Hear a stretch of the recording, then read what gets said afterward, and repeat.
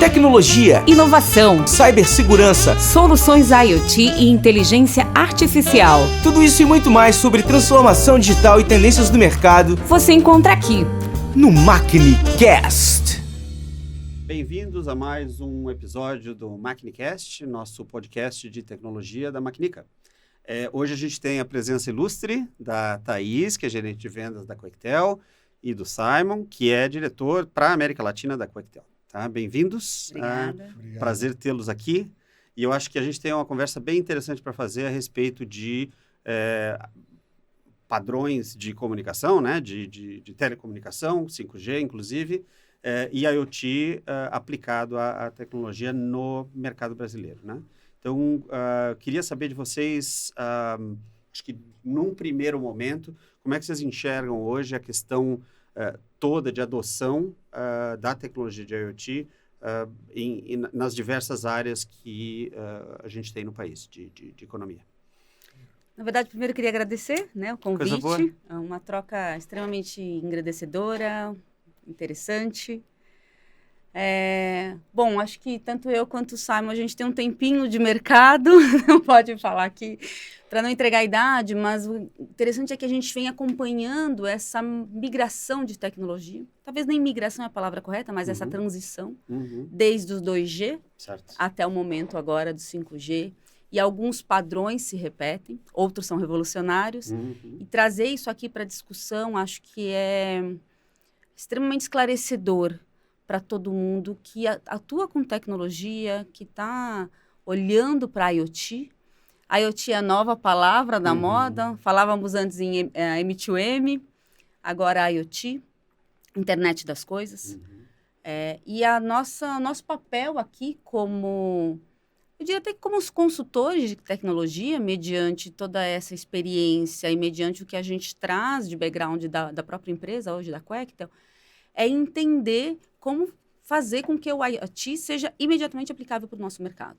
Desde o pequeno device até o grande device, desde o pequeno throughput de dados até enfim, a grande palavra hoje, acho que depois de IoT, vem a ser 5G. Acho que é a grande discussão que a gente tem para trazer aqui hoje. Não, ótimo. Então, deixa eu dar um passinho para trás e até pedir desculpas, porque eu acho que a primeira coisa que a gente devia fazer aqui é uma introdução a respeito de vocês. Se vocês puderem falar um pouquinho a respeito de cada um, da trajetória de vocês, do ponto de vista pessoal e profissional, seria fantástico, por favor. Bom, eu atuo no mercado de tecnologia um pouco mais de 20 anos, começando lá desde componentes, e é interessante porque eu venho acompanhando essa evolução na demanda do mercado de componentes para que hoje a gente chama um pouco de módulo de comunicação celular, e até eu diria que o próximo passo a gente tem conversado muito de solução, né? Como que a gente habilita e facilita o acesso do nosso mercado ao que há de mais novo em tecnologia. E as últimas trocas têm muito no olhar de um ecossistema. Porque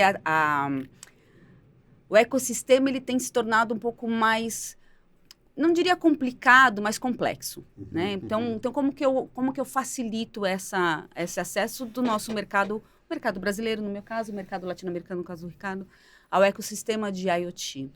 Eu tenho formação em marketing, publicidade, MBA em gerenciamento de negócios e acabo sendo um pouco engenheira de ouvido depois de tanto tempo convivendo com engenheiros, então acabo sendo um pouquinho...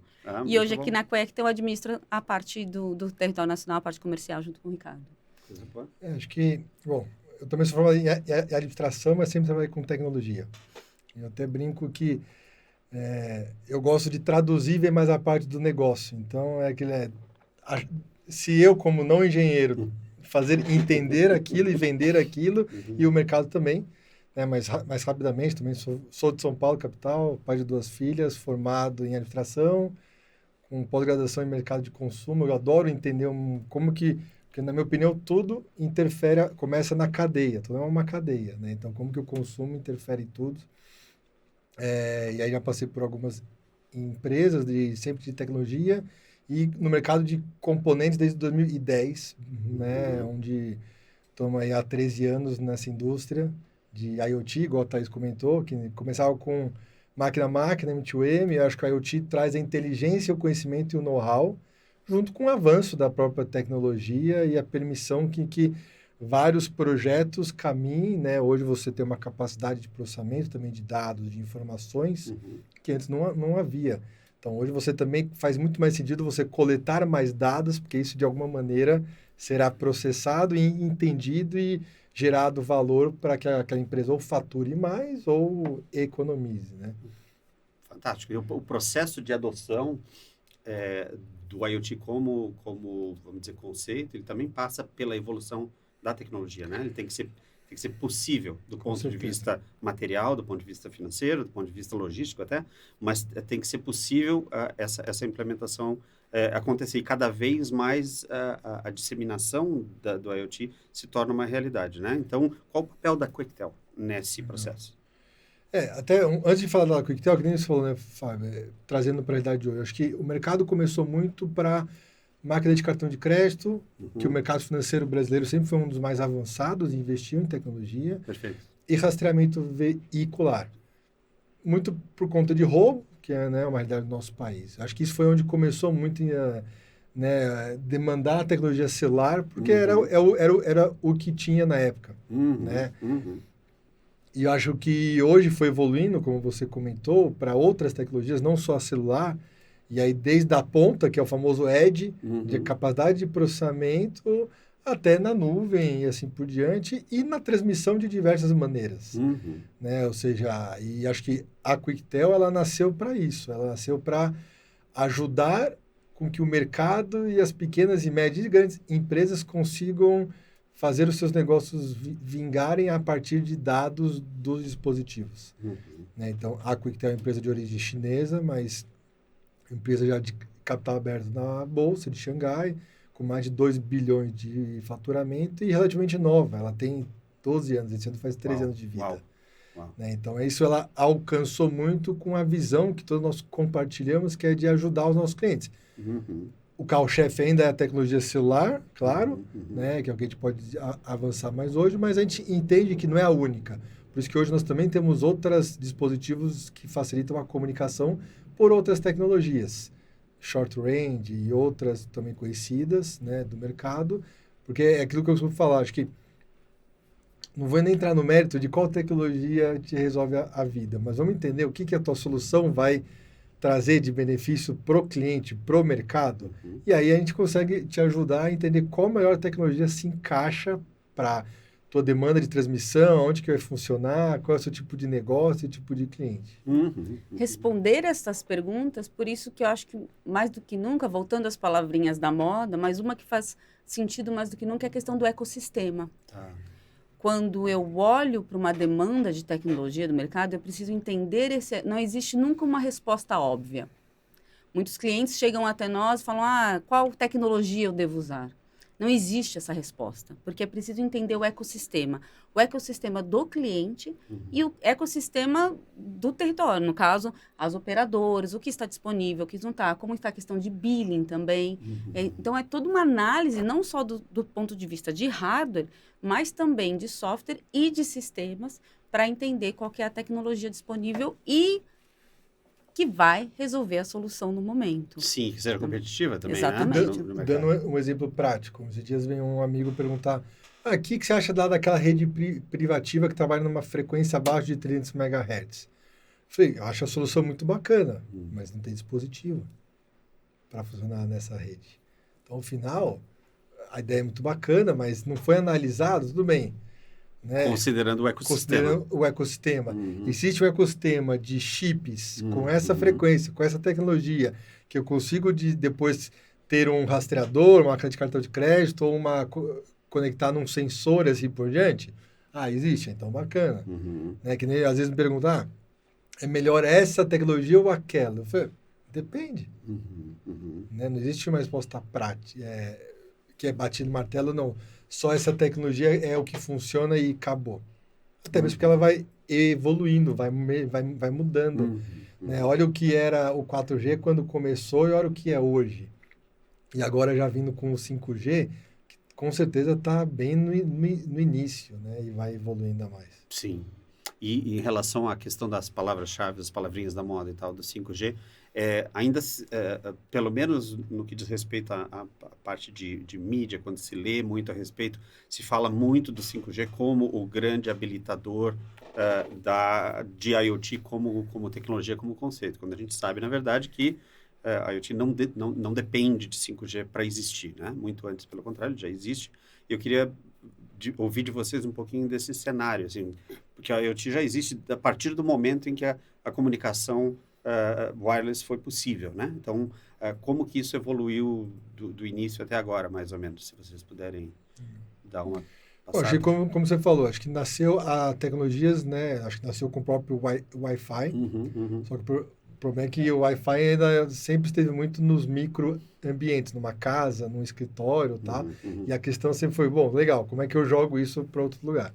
Como é que eu permito mobilidade? Correto, isso mesmo. Então, né, se você for ver, nasceram outras várias tecnologias no passado. Mas, bom, a tecnologia celular nasceu com o 2G, o famoso GSM, ou antes mesmo o TDMA, lá atrás. Os nossos celulares saudosos. Gigantes, mas acho que para M2M realmente começou a desenvolver mais com o GSM. Né? GSM já foi uma tecnologia não só muito voz, né? Era muito voz, mas que já permitia SMS, um tráfego assim por diante.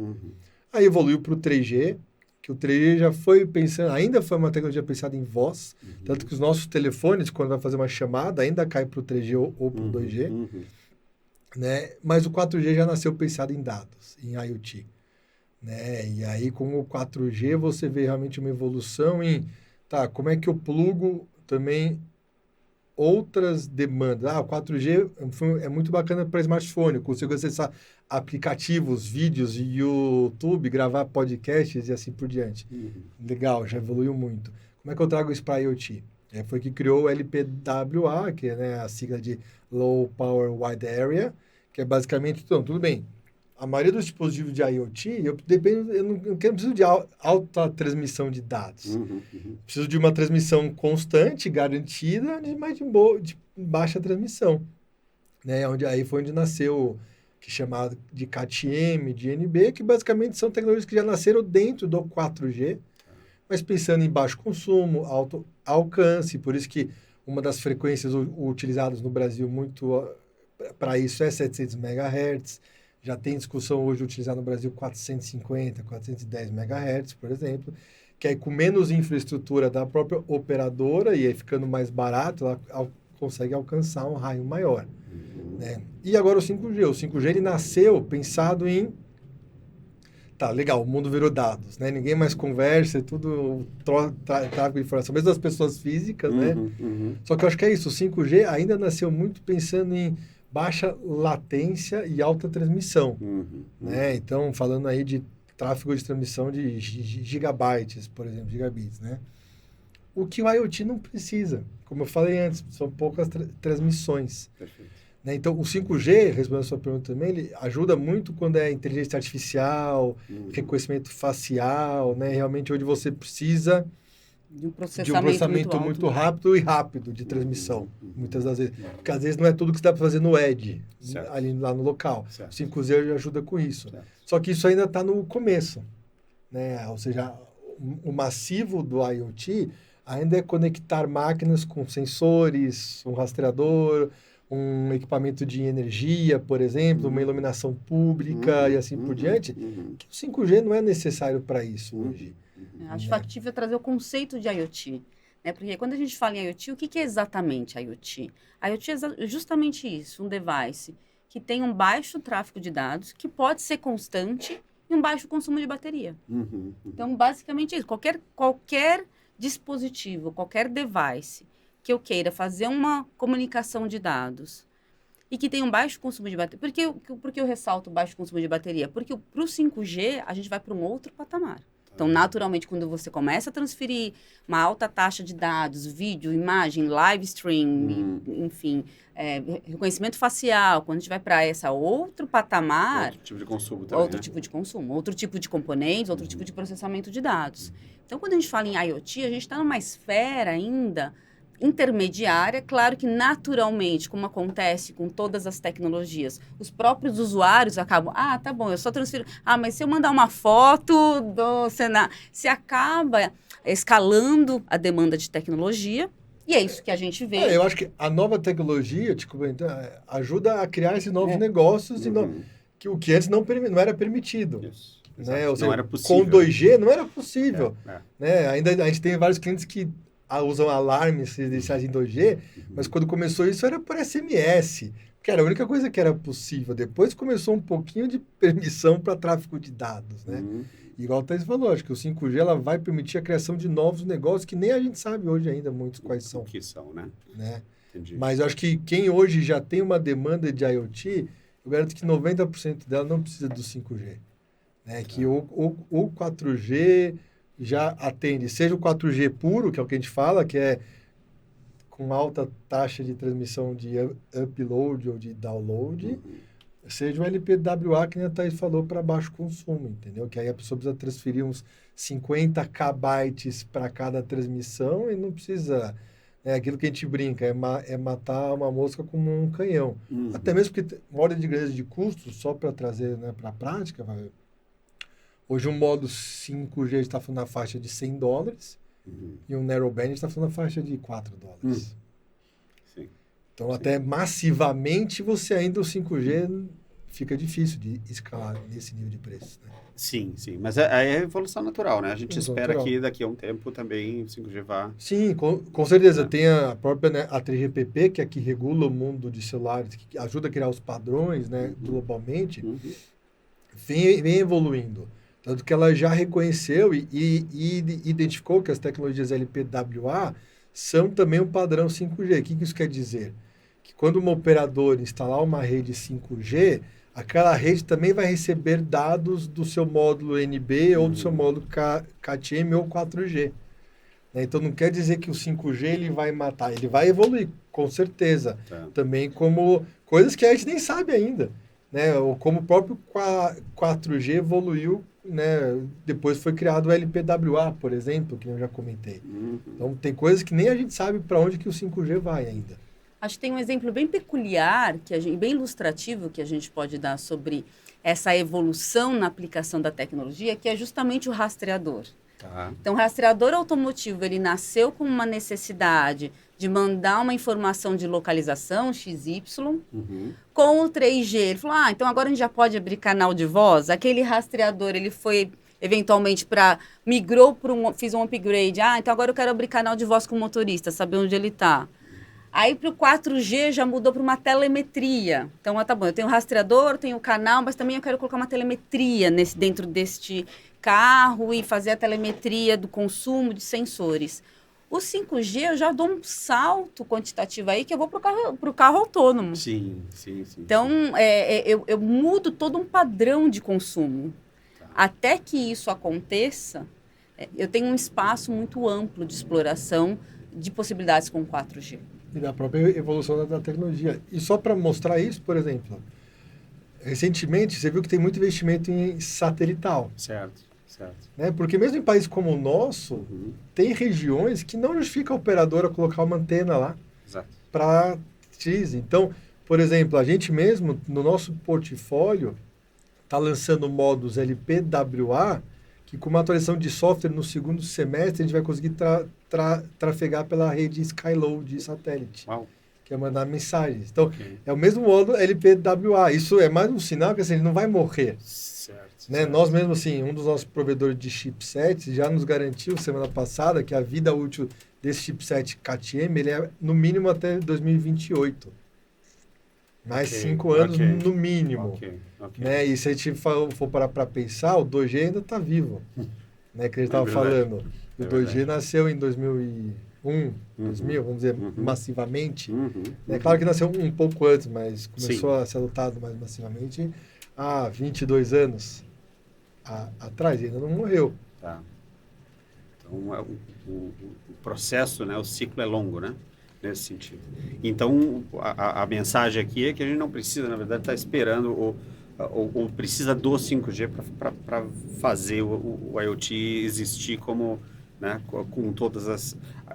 todas as riquezas de funcionalidade que pode ter, né? Estou olhando para essa caneca, que é a canequinha da Maquinica aí, e eu pensei assim, a IoT, quando começou essa conversa de IoT, era sempre na base dos bilhões de devices, aquela coisa toda do fato de que todo objeto inanimado, de repente, podia começar a comunicar, podia começar a trazer insight, podia trazer dados. Então, nada impede a gente colocar um determinado sensor ali de temperatura, de nível de líquido e uma interfacezinha celular para permitir que, sei lá, quem saiba exatamente como é que está o estado daquela, né?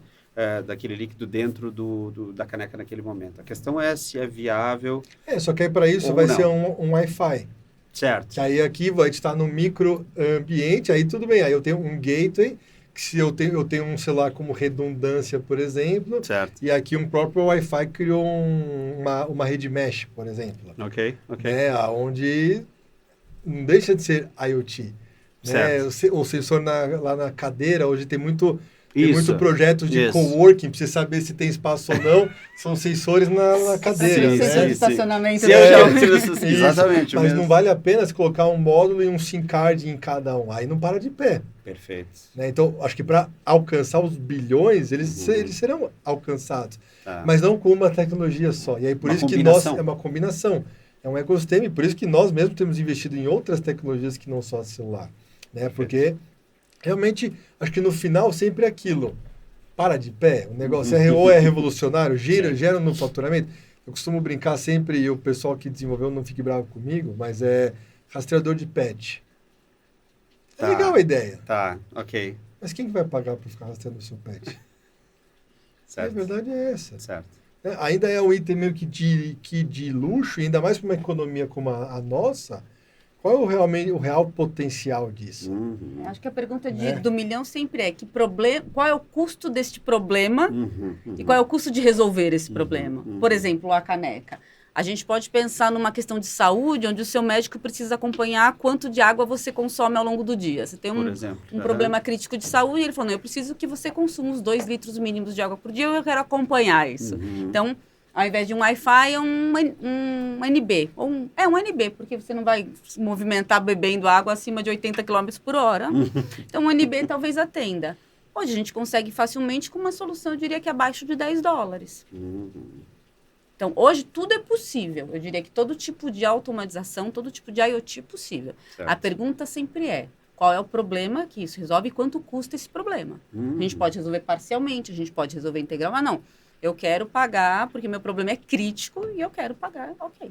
Isso hoje, todas as tecnologias já disponíveis, inclusive o 5G, dentro do que já está disponível, a gente resolve, eu diria que praticamente 100% da demanda de mercado. Um outro exemplo prático. Eu, há anos, participo de projetos para colocar telemetria em geladeiras. Das cervejeiras, por exemplo. Né? O problema nunca foi qual tecnologia transmitir ou a falta. A questão foi sempre o seguinte, mas se eu pagar R$1 de comunicação, aquela marca de cerveja tem 600 mil geladeiras na rua. Aí eu perco, e a conversa antes sempre foi assim, vamos gerenciar ativos. Aí nunca fechou, nunca foi para frente. Agora, a gente tem clientes nossos que, por exemplo, ele começou a dar dados e informações para ajudar aquela cervejeira a vender mais. Porque, por exemplo, no piloto descobriu que, principalmente aqueles bares que não são exclusivos de uma marca, certo. Ele compra várias, quem passar primeiro é o que vende mais. Porque o cara teve as vendas na noite anterior, está desabastecido, então ele compra o maior volume de quem passa primeiro. Então, é esse tipo de informação que ele começou a ver o freezer está cheio ou está vazio. Aí começou a gerar mais venda. Olha só. Aí o projeto começa a parar de pé. Sim. Porque daí tu consegue rapidamente fazer a conexão entre dados, o retorno do investimento. E aí, por exemplo, a questão nunca foi por qual tecnologia que essa informação está indo. Se é 2G, se é LoRa, se é Sigfox, se é NB, modelo do negócio, entendeu? É o modelo. É claro, hoje em dia também tem muito mais processamento fácil e acessível para gerar toda essa inteligência a partir de sensores. Né? Mas no final é isso. E a pandemia trouxe mudança nessa questão da adoção, da própria indústria? Vocês perceberam um aumento ou redução, eu imagino que aumento, da disponibilidade de dispositivos e produtos com conexão remota? Eu vejo, assim, o brasileiro, de uma forma geral, ele é reconhecido como um early adopter de tecnologia. Tá. Então, a gente vê as plataformas de usuários finais, TikTok, WhatsApp, as porcentagens de uso, os brasileiros sempre Mundialmente lideram. estão lá na frente, né? E em termos de TI também, olhando a indústria, também. Tá. Até vindo para cá, eu tinha esse feeling, eu falei, será que esse feeling se confirma? E eu fui olhar um pouco as pesquisas. Existe uma pesquisa que foi encomendada pela Dell, que foi feita com 800 executivos de TI, entre pequenas e grandes empresas de 8 países.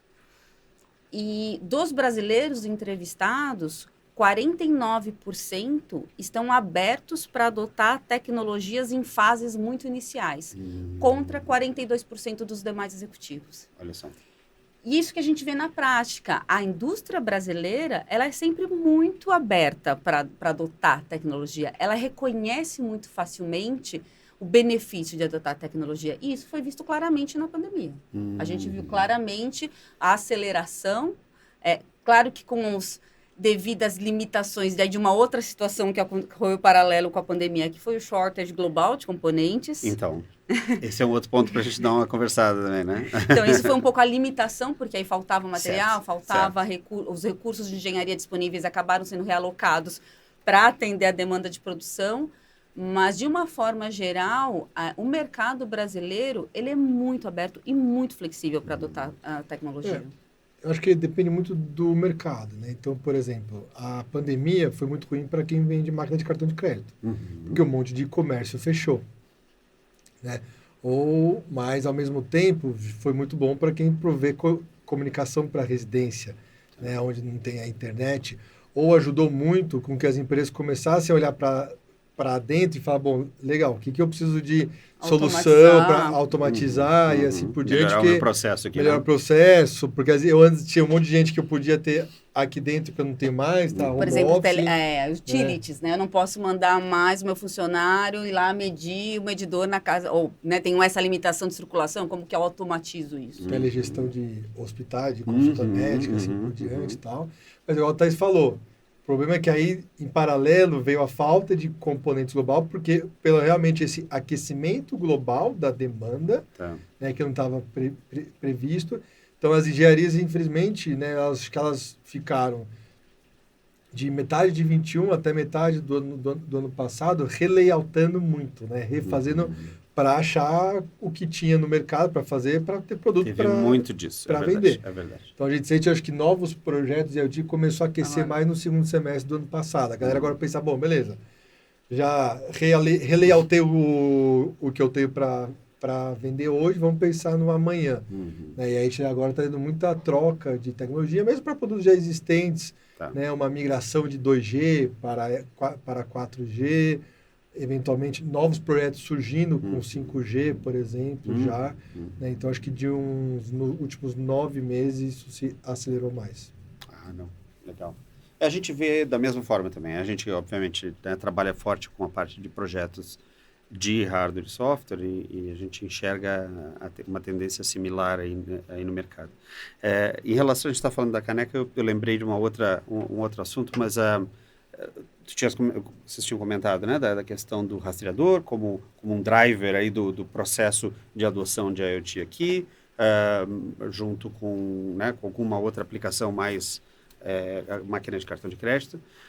Mas do ponto de vista de novas aplicações, o que vocês têm visto de mais, assim, vamos dizer, sui generis, assim, em termos de novas aplicações com IoT? Algo que vem à mente, assim, de estranho, de diferente ou de curioso? Eu não vou dizer, acho que já eu chego no curioso, mas acho que uma coisa bacana é que a gente está conseguindo agora finalmente conectar o agro.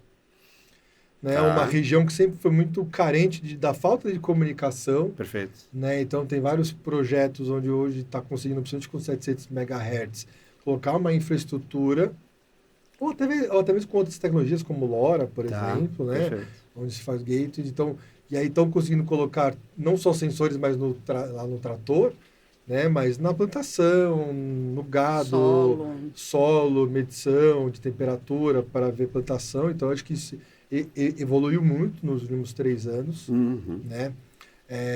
Mas inusitado...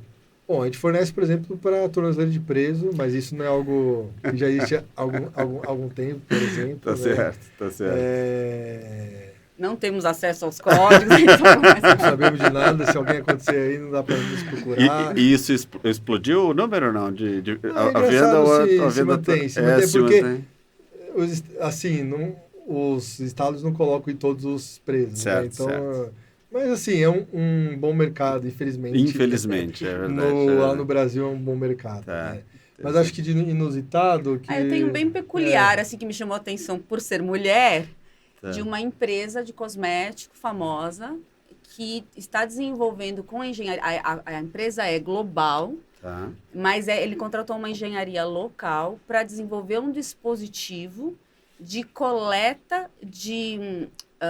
dados tal como umidade, temperatura, de regiões específicas para que ela possa desenvolver cosméticos que se adaptem para porque a nossa pele sofre total ação, quem mulher já homem repara menos, mas enfim, mesmo aqui dentro do Brasil, você vai para Manaus, vai para regiões mais secas, pele e cabelo respondem. Claro. E aí eles estão coletando esses dados de maneira muito regional, para desenvolver cosméticos específicos para as regiões. Para as regiões, olha só que interessante. Isso é muito legal do IoT, porque enfim, o dispositivo é único, o que vai variar são os dados coletados. Perfeito. Então, com pouco investimento, eu consigo desenvolver dispositivos únicos que me permitam desenvolver produtos muito nichados, sem grandes investimentos. Por exemplo, uma coisa bem bacana, a gente tem um grande cliente que viabiliza projetos de painel solar. Então, ele basicamente é um banco, é uma financeira.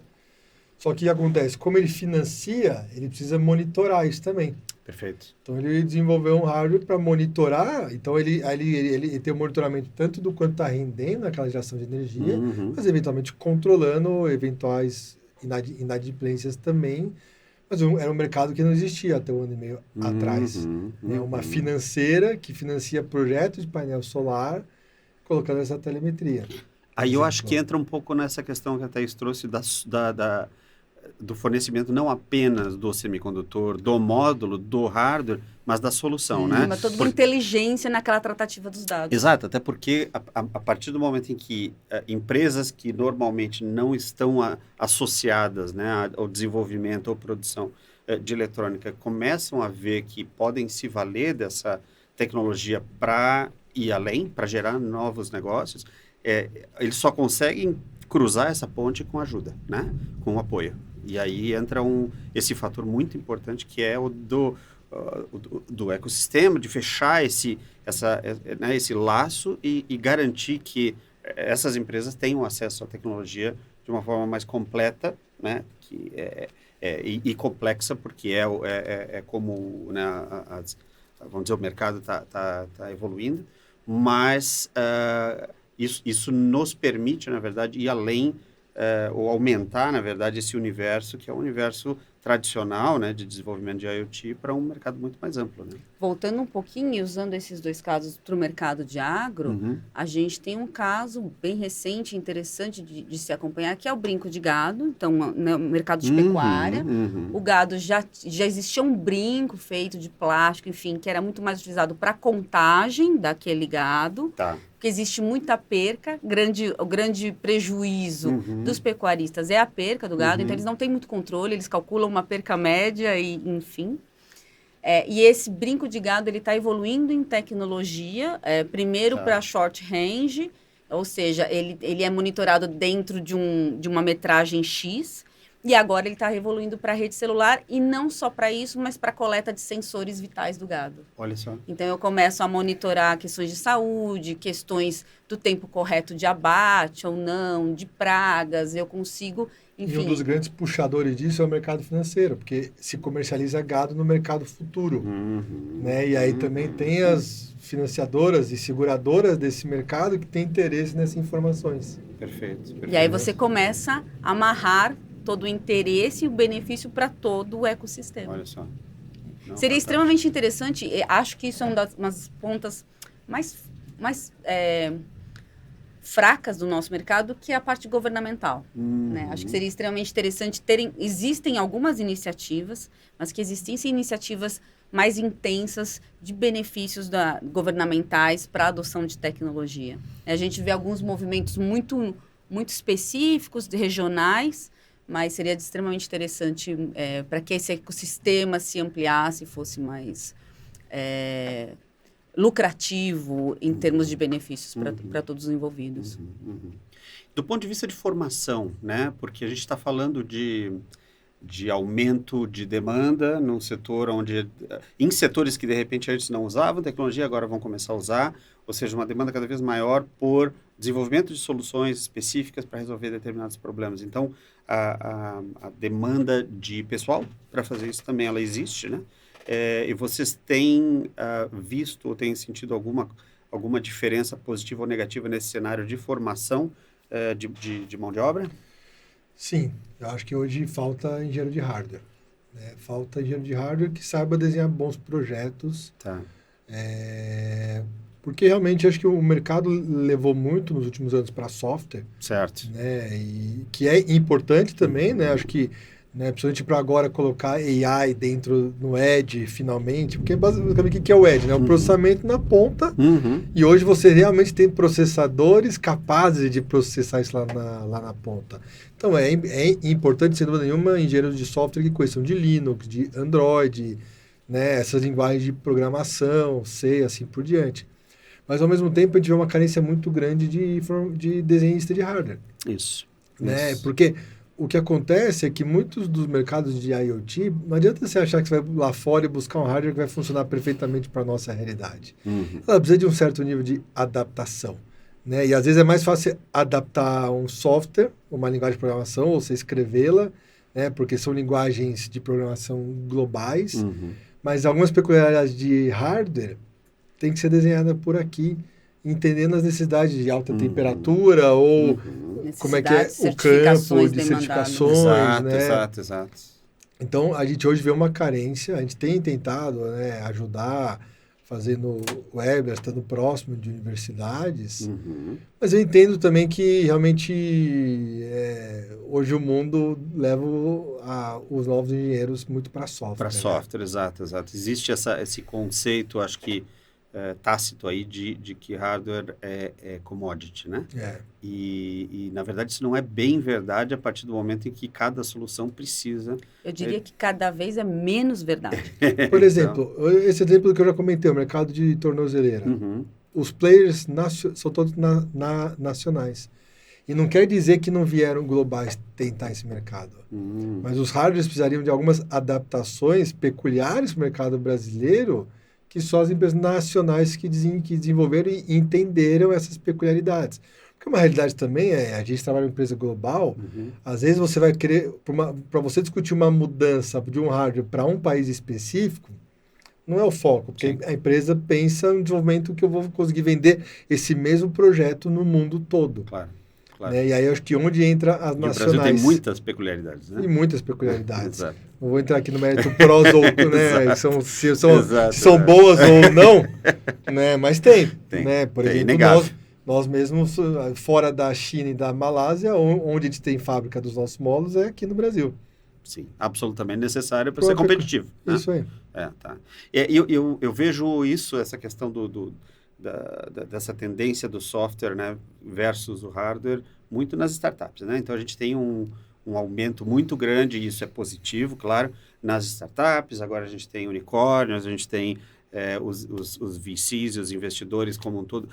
Tudo isso parece que a gente está crescendo, está evoluindo aqui no nosso ecossistema nacional em relação ao desenvolvimento de tecnologia. Agora, a maioria esmagadora das startups são de software, né? Então, a gente vê uma mudança, acho que de uns 10 anos para cá. De uns 10, 12 anos para cá, nós sempre participamos muito, porque a gente entende, como executivos de negócio de uma empresa global, que só faz sentido a nossa presença aqui para fomentar esse mercado local. Né? Óbvio, sempre vão existir globais que vão vir, mas estão já com os projetos envolvidos, enfim. A nossa presença aqui é justamente para suportar esse desenvolvimento local. Há uns 12 anos atrás, quando se falava em startups, eram basicamente startups de hardware. Nós tínhamos muito contato dentro da USP, dentro do próprio Inatel, que é um órgão muito de incentivo e alimento para desenvolvimento de hardware, mas existiam inúmeros eventos. Hoje eu consigo identificar pouquíssimos que estejam... Que tenham algo significativo para hardware. Estão todos voltados para software. Então, tu tinhas falado desse movimento, talvez até que a gente precise mais, talvez, do envolvimento do governo em algumas iniciativas. Eu diria que essa seria, talvez, uma iniciativa bastante importante para nós. Formação e, de certa forma, um incentivo, né? De alguma forma, nem tem a ver com a política, porque no final das contas, o problema eu imagino, né? Um dos problemas da questão do hardware aqui no Brasil é essa dificuldade toda que a gente tem para importar componente, a dificuldade toda de acesso, que afeta diretamente a nossa capacidade de ser competitivo, né? Então, esse é o grande problema. Então, como é que a gente resolve por exemplo, isso? com esse câmbio de hoje, era para a gente estar exportando projeto. Porque a gente está um país relativamente barato. Exato. Né? Então, só que hoje tem empresa de fora contratando os nossos engenheiros para trabalhar home office para eles. Né? Mas a gente não consegue, porque também entendo que as empresas não conseguem hoje, talvez, gerar o hardware numa demanda e num custo que seja interessante globalmente também, né? Acho que o ecossistema começa, o problema começa até um pouco antes. Uma universidade, uma faculdade de engenharia é uma faculdade cara, uma faculdade boa de engenharia, uma faculdade cara, é extensa, então no momento de optar por aquela formação, ele olha o mercado de trabalho. Onde que me paga mais? Onde que está pagando? Então, a gente teve uma migração primeiro para a engenharia civil. Quando teve o boom das construtoras, a gente sentiu um pouco isso. Depois, agora, na sequência da parte de software. Então, e sempre o mercado financeiro roubando também. Com certeza. Talvez olhar para formações intermediárias, para, enfim,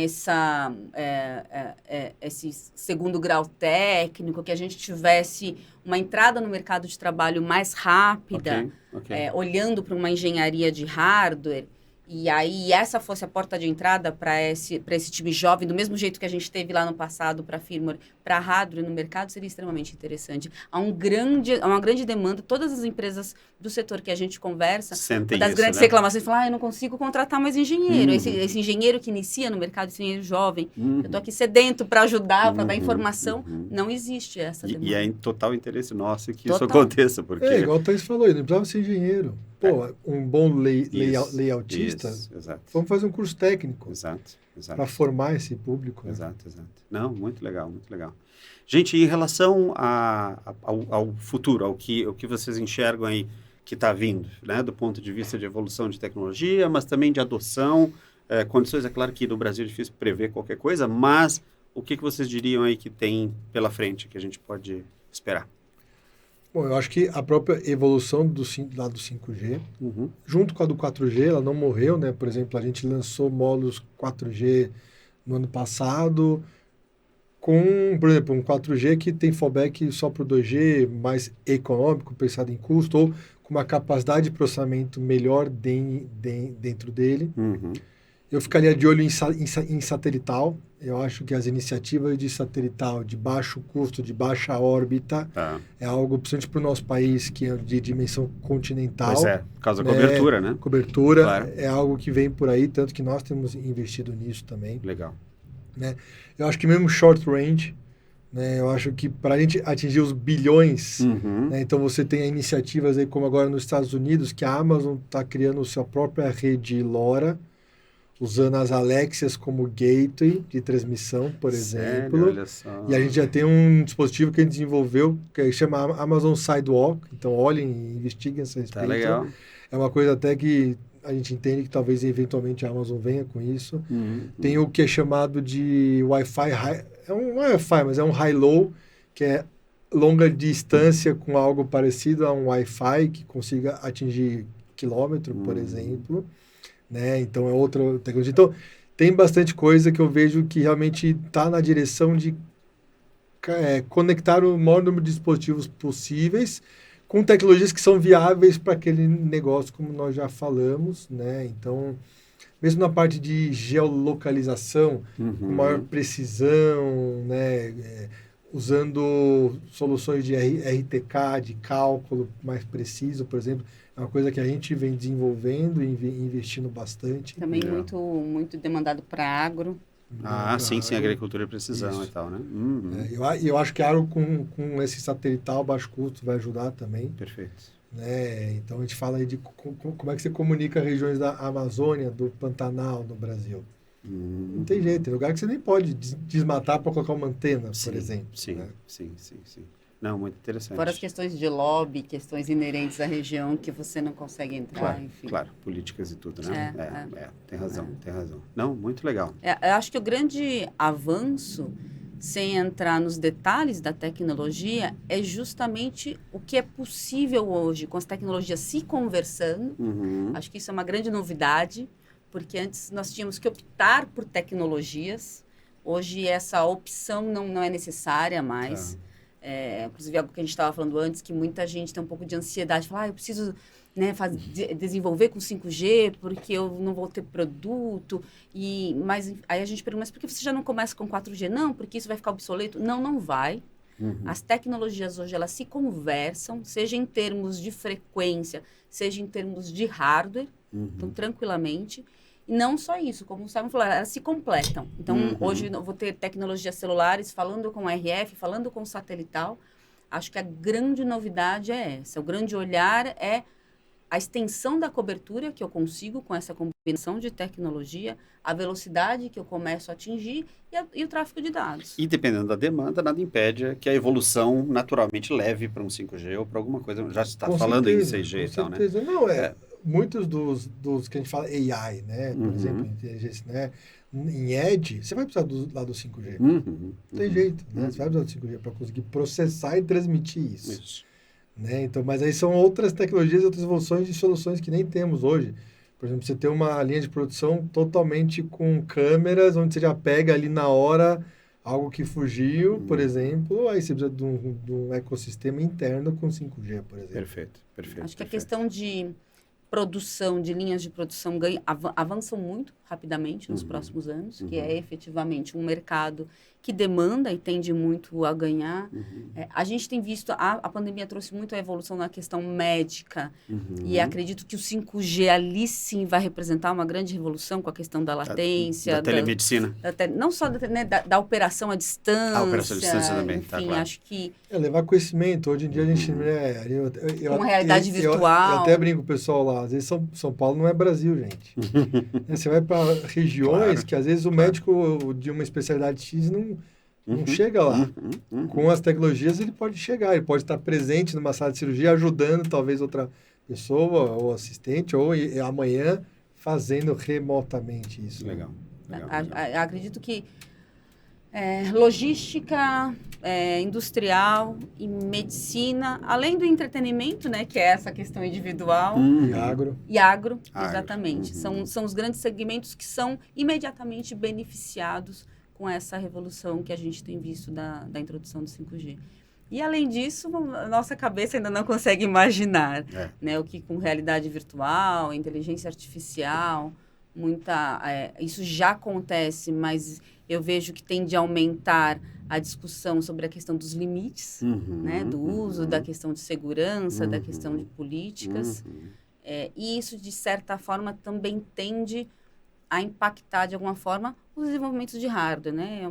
É sempre uma mão de duas vias. Enfim, a gente vai, amplia, volta, discute que limites, o que eu preciso travar, o que eu consigo usar em termos de hardware, de processamento, para identificar possíveis, não sei, entradas de hacker, enfim, de desvio de informação.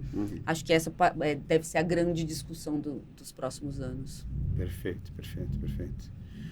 Maravilha. Gente, bastante informação, Tem bastante muita coisa para a gente discutir.